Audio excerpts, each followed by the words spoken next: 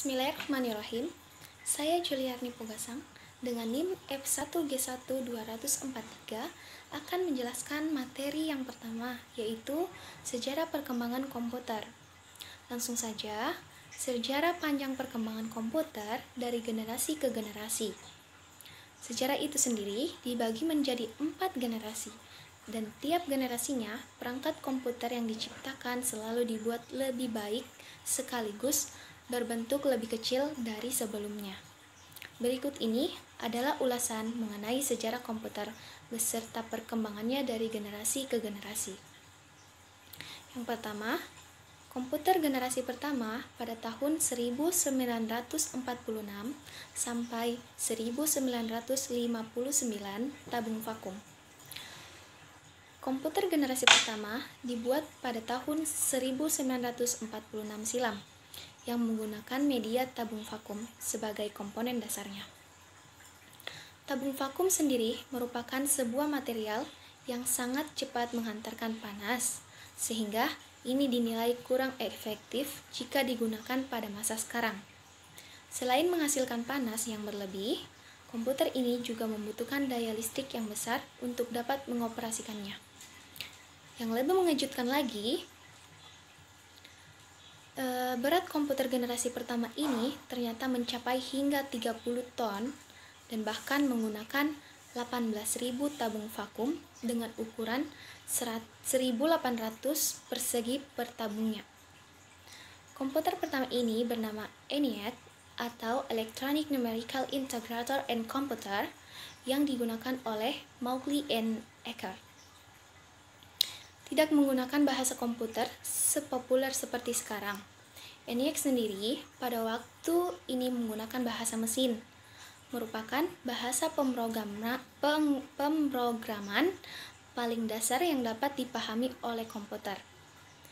Dan karena keterbatasan kemampuan, akhirnya membuat komputer ini tidak dapat memecahkan masalah dalam satu waktu sekaligus. Meskipun terbilang sangat terbatas, namun pembuatan komputer generasi pertama tersebut menghabiskan biaya sekitar $1 juta.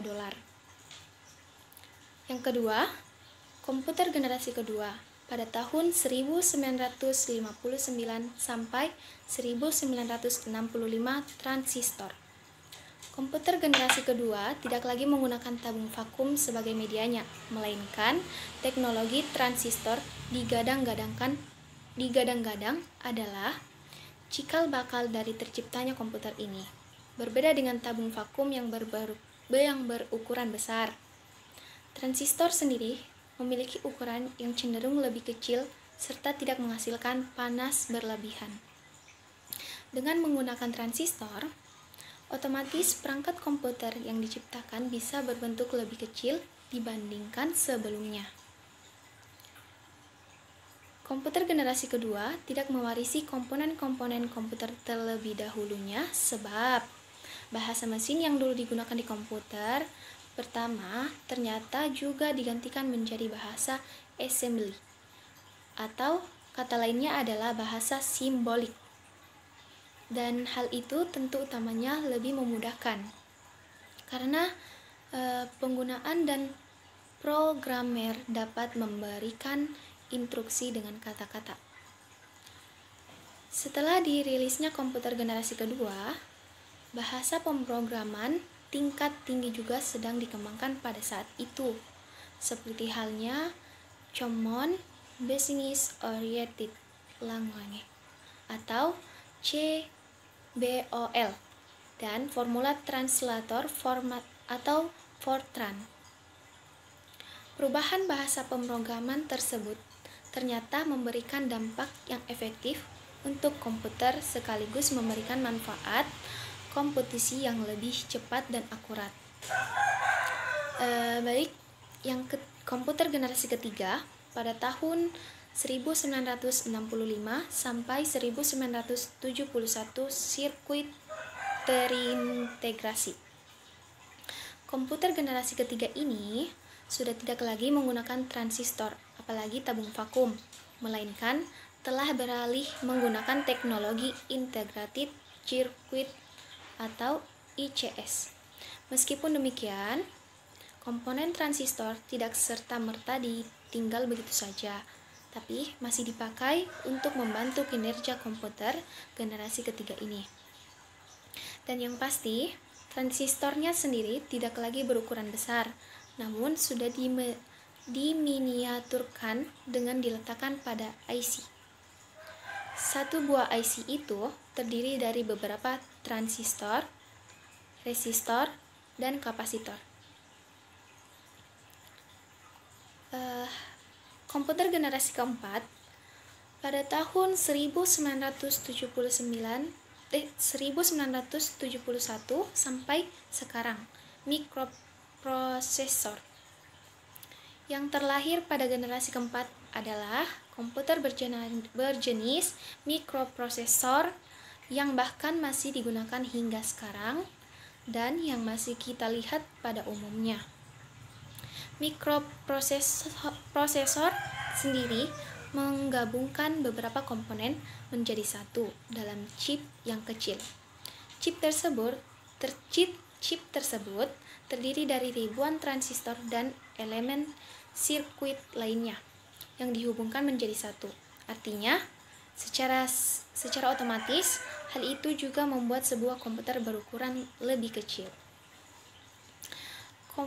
Perkembangan komputer generasi keempat ini dibuat dan dicetuskan oleh Intel, salah satu perusahaan teknologi yang menciptakan chip Intel 4004 yang kemudian menjadi cikal bakal komponen inti dari perangkat komputer.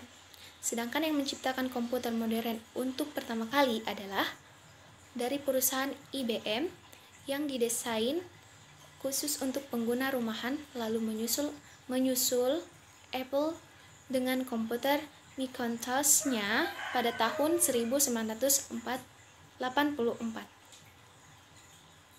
Baik, mungkin itu saja materi yang pertama yang saya dapat sampaikan.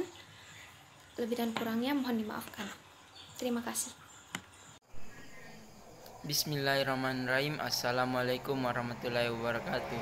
Perkenalkan, nama saya Muhammad Amal Anugrah. Saya perwakilan dari kelompok 1 dan saya akan mempresentasikan hidup tanpa komputer. Mungkin sebagian masyarakat dalam era globalisasi yang mendengar kata hidup tanpa komputer pasti akan menjawab tidak bisa, karena komputer sangat membantu dalam menyelesaikan tugas-tugas. Dan dengan adanya komputer, sangat mudah untuk mencari informasi penting hanya dengan duduk berdiam di rumah. Sejak dari tahun 1990-an, komputer sudah menjadi alat pembantu untuk kegiatan sehari-hari. Dengan bergabungnya komputer dan internet di masa ini, telah menjadi tangga untuk perkembangan teknologi di tahun-tahun yang akan datang. Kombinasi dari dua benda ini dapat membuat tugas-tugas kita dengan cepat, efisien, dan efektif. Membuat informasi komunikasi secara cepat dan hidup bersosialisasi juga menjadi erat dengan sesama. Komputer, selain sebagai alat yang membantu pekerjaan manusia, juga dapat digunakan untuk memproses atau memuat informasi dengan menggunakan internet. Internet adalah sebuah jaringan komputer raksasa yang menghubungkan jutaan komputer di seluruh dunia. Pemanfaatan internet sudah menjadi kebutuhan informasi dan komunikasi. Dengan adanya internet, kita dapat dengan mudah memperoleh berbagai macam informasi, baik dari dalam negeri maupun luar negeri. Banyak layanan internet atau semacam berita yang banyak informasi di dunia maya. Contoh yang ada di Indonesia seperti Kompas, Okezone, dan masih banyak layanan berita online yang berada di Indonesia, dan contoh lain dari luar negeri seperti YouTube. Demikian presentasi dari saya, kurang lebihnya mohon dimaafkan. Wabillahi taufiq hidayat. Wassalamualaikum warahmatullahi wabarakatuh. Assalamualaikum warahmatullahi wabarakatuh. Perkenalkan, nama saya Harmawati dengan stambuk F1G1-237. Di sini saya akan membahas tentang mesin proses informasi. Mesin proses informasi terdiri atas beberapa perangkat keras. Salah satunya yang terpenting adalah CPU. CPU adalah singkatan dari Central Processing Unit, merupakan perangkat keras komputer yang juga disebut sebagai unit pengelola pusat atau UPP. Pada komputer, fungsi CPU sendiri adalah sebagai kalkulator, di mana CPU ini lebih kuat daya pemrosesannya bila dibandingkan dengan kalkulator biasa. Fungsi CPU yang paling utama adalah memproses dan mengelola semua kalkulasi perintah dan melakukan operasi aritmatika dan logika terhadap data yang diambil dari memori atau dari informasi yang dimasukkan melalui perangkat keras lainnya untuk menunjang pengoperasian komputer. Percabangan instruksi. Percabangan instruksi dibagi atas 2 tahap. Tahap pertama disebut instruksi fetch, sedangkan tahap kedua disebut instruksi eksekusi. Bilangan yang dapat ditangani. Kebanyakan CPU dapat menangani 2 bilangan, fixed point dan floating point. Bilangan fixed point memiliki nilai digit spesifik pada salah satu titik dimensinya. Sementara itu, bilangan floating point merupakan bilangan yang diekspresikan dalam notasi ilmiah, di mana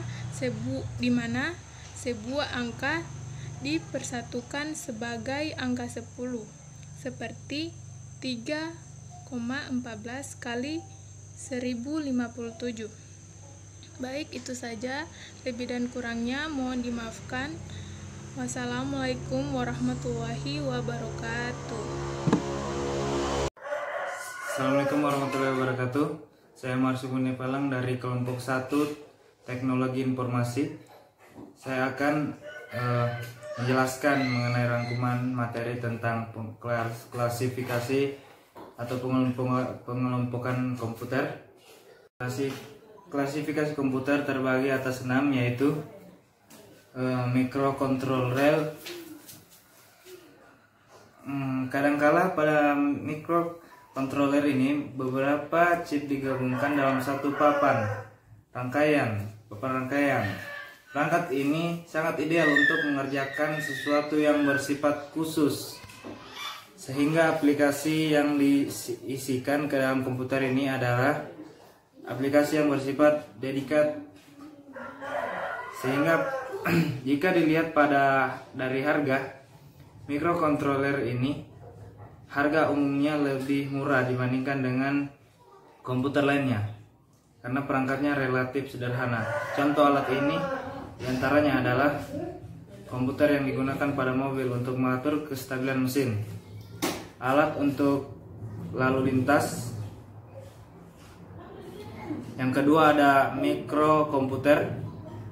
Komputer ini khususnya digunakan untuk single user, biasa disebut juga dengan komputer desktop atau komputer pribadi. Komputer ini sudah dirancang sedemikian rupa untuk mampu berinteraksi dengan penggunanya.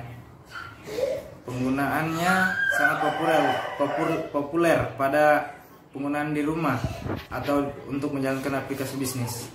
Dan yang ketiga ada engineering workstation. Komputer ini lebih powerful apabila dibandingkan dengan komputer pribadi. Umumnya komputer ini digunakan untuk menjalankan aplikasi yang dipakai oleh para ahli teknik dalam melakukan perhitungan dan penyelesaian pekerjaannya. Dan yang keempat ada mini komputer. Komputer ini umumnya digunakan untuk banyak pemakai. Ada mini komputer. Komputer umumnya digunakan untuk banyak pemakai atau multi user pada saat yang bersamaan. Dan tim shared.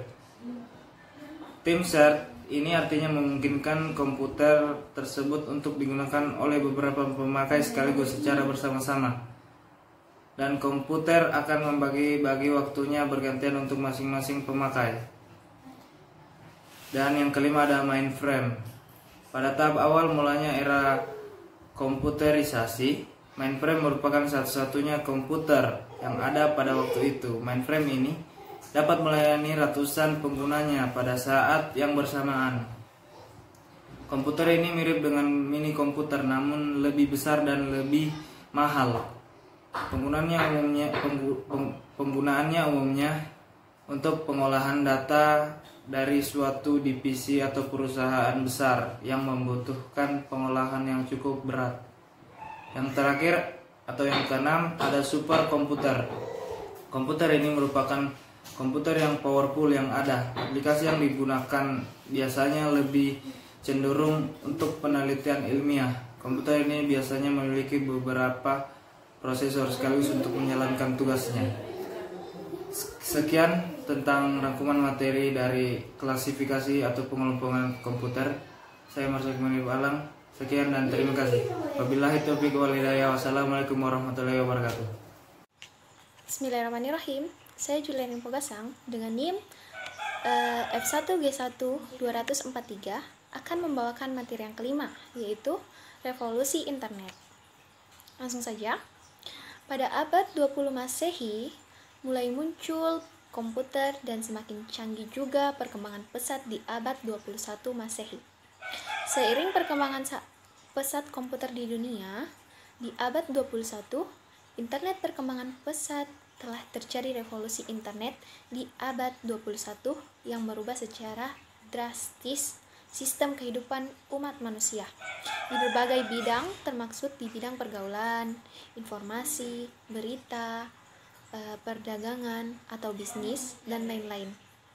Pengguna internet semakin bertambah banyak jumlahnya di seluruh dunia.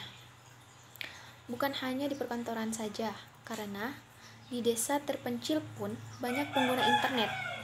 Banyak orang lebih senang bergaul secara online di jejaringan sosial seperti Facebook, Twitter, Google, dan lain-lain dibandingkan dengan pertemuan langsung. Banyak orang lebih senang mencari informasi yang dibutuhkan secara online menggunakan search engine seperti Google, Bing, Yahoo, dan lain-lain. Banyak orang lebih senang membaca berita secara online di Kompas, Detik, dan lain-lain dibandingkan membaca koran, tabloid, atau majalah. Banyak orang lebih senang melakukan aktivitas jual beli secara online di toko bagus, berniaga, dan lain-lain.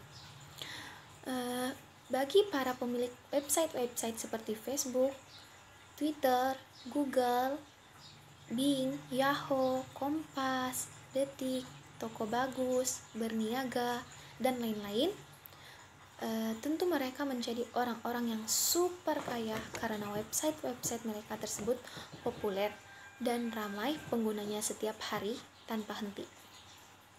Mereka berhasil memanfaatkan secara optimal momen revolusi internet yang sedang berlangsung saat ini, dan mereka mendapatkan keuntungan yang luar biasa dari bisnis online-nya tersebut, yang saat ini mereka sedang menikmati hasil ide briliannya. Mereka semua menyadari pentingnya sebuah website saat ini bagi setiap orang, setiap organisasi, setiap lembaga, juga setiap perusahaan. Website menjadi sama pentingnya seperti rumah atau kantor. Website juga menjadi sama seperti toko, mall, dan lain-lain. Sebagai tempat perbelanjaan, sebuah website yang aktif bisa diakses oleh seluruh dunia pengguna internet di seluruh dunia. Ini menjadi penyebaran informasi sangat cepat, bahkan hanya dalam hitungan detik di seluruh dunia. Perkembangan pesat internet ini tentu ada sisi positif dan sisi negatif. Sebagai efek, salah satu dari sisi positif adalah dengan adanya internet, semakin banyak orang yang menjadi cerdas, berwawasan luas, luas pula pergaulannya, kaya raya, dan lain-lain. Contoh sisi negatifnya adalah maraknya kasus penipuan melalui internet menyebabkan konten-konten pornografi yang sulit dikendalikan sempurna dengan beragam efek buruknya. Revolusi internet hanya berlangsung satu kali di dunia ini dan saat ini masih berlangsung. Ada yang sekedar menjadi penonton atau pengguna internet di tengah-tengah revolusi internet. Ada yang cerdas, berinovasi, memanfaatkan situasi dan kondisi perubahan besar tersebut, lalu menjadi beraup keuntungan dari nilai yang kecil hingga menengah hingga besar. Karena itulah, saat ini banyak orang, organisasi, lembaga, maupun perusahaan yang mulai go online dengan mengadakan website untuk mengikuti arus perusahaan yang berlangsung dan berupa meraih kesuksesan darinya. Jumlahnya semakin banyak semakin hari. Ada yang memandang sebagai persaingan atau kompetisi. Namun kita perlu memandang sebagai saling melengkapi. Setiap orang menentukan posisi masa kini dan masa depannya dalam hal ini, karena masa kini dan masa depan dunia adalah internet itu sendiri. Dengan perkembangan pesat yang akan terus berlangsung ke depan, kita harus menyadari posisi kita saat ini di tengah-tengah revolusi internet yang sedang berlangsung, dan kita harus menentukan sikap sejak saat ini juga belum terlambat. Terima kasih. Mungkin ini saja penyampaian materi terakhir dari saya. Lebih dan kurangnya mohon dimaafkan ya.